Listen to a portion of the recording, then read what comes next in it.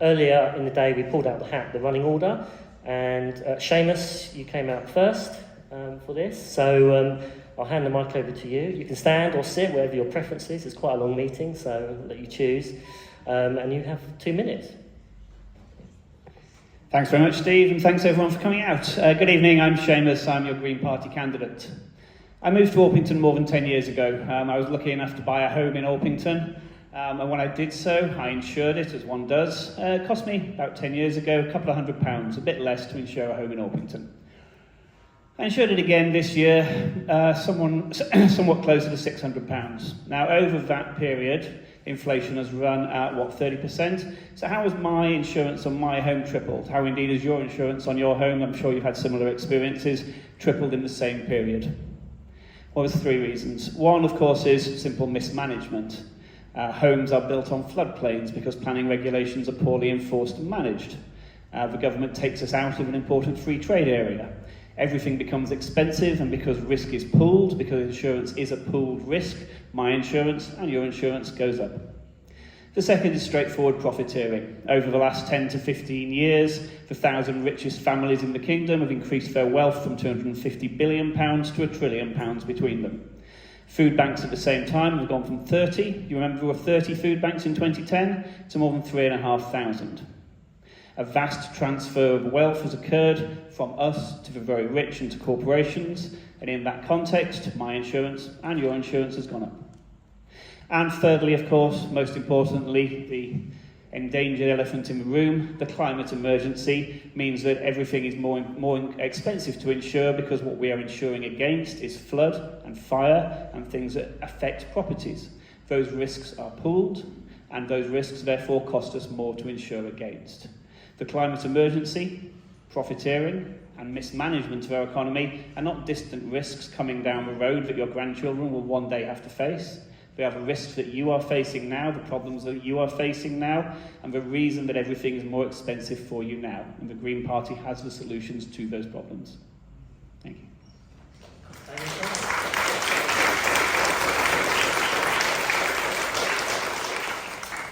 Perfectly timed. Okay, Gareth, you pulled out a second.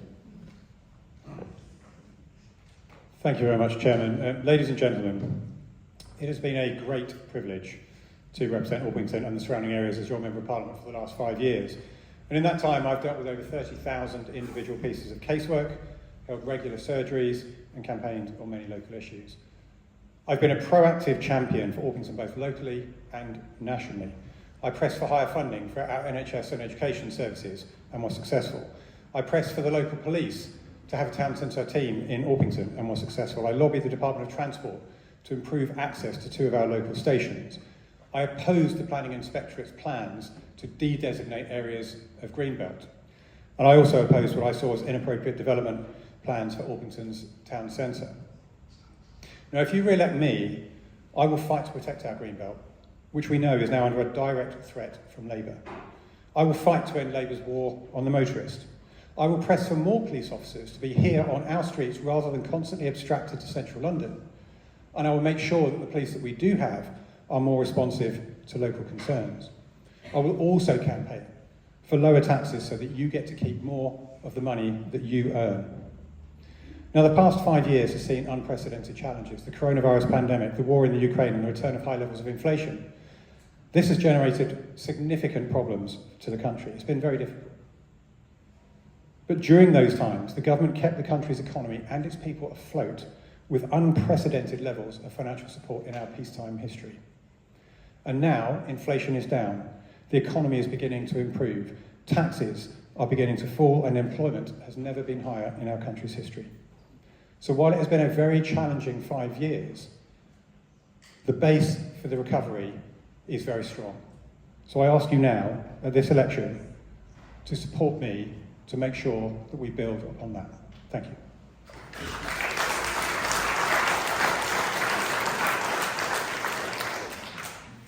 And Jude. Thank you. Firstly, I want to say how great it is to see so many of you here this evening at this Hustings event, and how grateful I am that we have a Hustings event where we as candidates can talk to you about some of the policies on which we stand. We've often been told that people care less about politics, that we're increasingly polarised or apathetic or distant from Westminster. But the fact that on such a gorgeous sunny day and with the football coming up, so many of you have made it here shows that the opposite is true. People do care about politics and people care who runs this country. I will address an elephant in the room. I don't live in Orpington. I actually live further north in the borough of Bromley in Penge. I didn't grow up round here, but I did make the borough of Bromley my home in 2020 when I moved here for work. And I don't see that changing. I work as a caseworker for a Member of Parliament, which is a job I've done for about the past 5 years. This means that when someone is having an issue, say there's antisocial behaviour occurring, or they're being evicted from their property, a lot of the time they'll reach out to the MP for support. I'm at the end of those emails, at the end of that phone call, I pick up those issues and I will raise and lobby in the name of the Member of Parliament. This means that I have seen where the state and where the government in recent years have been failing people. I've seen people falling through the cracks. I've also seen great successes, such as the Homes for Ukraine scheme and the number of people we were able to help find new life within the UK. But enough is enough. I want to be able to enact a systematic change to ensure that people don't have to rely on services like that, to ensure that an NHS is always there. Thank you.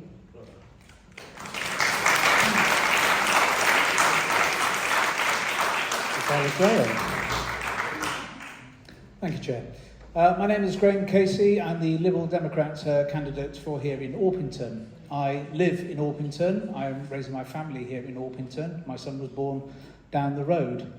And for me, Orpington is an incredibly important place because it's given me a lot of direction in my life. I work within the borough. I work within Orpington itself. I work at a primary school, Tubbington. I may have worked with some of your children, maybe some of your grandchildren. I started off there as someone who wanted to take an interest in their local community, and I used to volunteer as just a parent there, helping the kids read, things like that, and that led into another job, and then I worked as a teaching assistant, both in a class and as one-to-one, both in mainstream and with children who've got special educational needs. I decided I wanted to do more. I stood for council, and I've been a Bromley councillor for 2 years now, and it's been one of the highest honours of my life to be able to be at service in such a fashion. And there are other councillors here sat this evening from other parties who I'm sure would agree that I've always been willing to reach out and if necessary seek help, ask for help, or when help's been required to offer it without any hesitation. I believe very much in working for all and working in a cooperative manner. I hope that you will give me the opportunity to be able to do that on your behalf. All I've ever wanted to do in my life through any job that I've ever had is to be at service, and I can think of no higher honour than to serve the people of Orpington at Parliament, working hard on your behalf. Thank you.